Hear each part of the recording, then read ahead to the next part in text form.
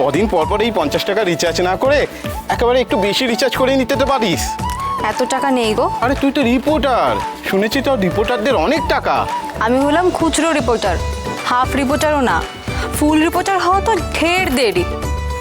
এই 50 টাকা জোগাড় করতে গিয়েও না আমার কালঘাম ছুটে যায়, বুঝলে? রিচার্জ হয়ে গেছে। ঠিক আছে, দোকানটা খালি রেখে যাব না, 5 মিনিটের জন্য একটু এখানে থাকতো। তো বৌদির কাছে বাজারটা টুক করে দিয়ে আসি।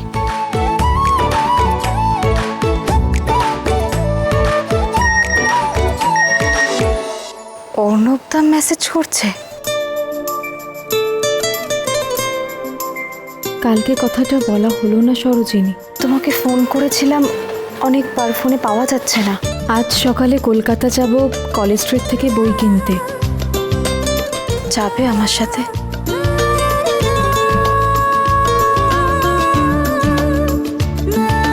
একটা ফোন করি অর্ণবদাকে। তাপস মেসেজ করছে। কিরে মেসেজ দেখছিস না কেন? আর্জেন্সি আছে ভাই। আজ সকালে রাগিনী চ্যাটার্জি আসবে অফিসে। আমি ভিতর থেকে খবর পেয়েছি।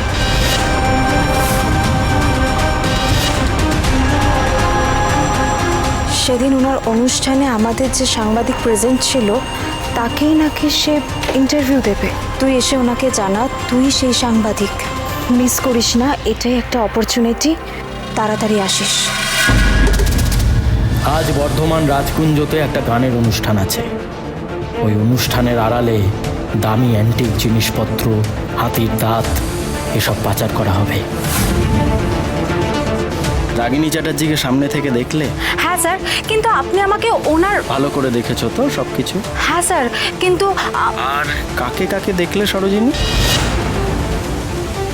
এখন বাজে 8টা। আমাকে 10টার মধ্যে অফিসে ঢুকতে হবে। কিন্তু অর্ণবদাকে তো জানাতে হবে যে আমি কলেজ স্ট্রিট যেতে পারবো না। তারকদা যে কখন আসবে, আর দেরি করা যাবে না। সরি গো তারকদা, একবার অর্ণবদাকে ফোন করি। The number you are trying to call is currently not reachable. Please ফোনটাও লাগছে না। যারে সরোজ, কাজ হয়ে গেছে।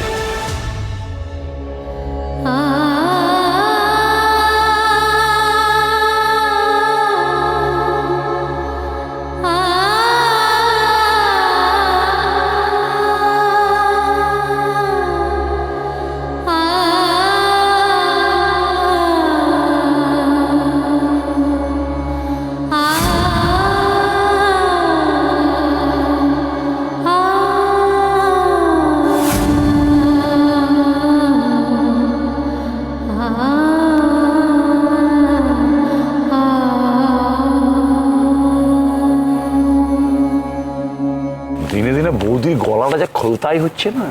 সারা রাত ধরে ভূতের কীর্তন শোনার পরেও যে তোমার মানুষের গান ভালো লাগছে, এতেই বোঝা যাচ্ছে যে বৌদির গানের আলাদা একটা ক্ষমতা আছে। বেশি ভূতপ্রেতকে নিয়ে হেলাফেলা করবি না কিন্তু।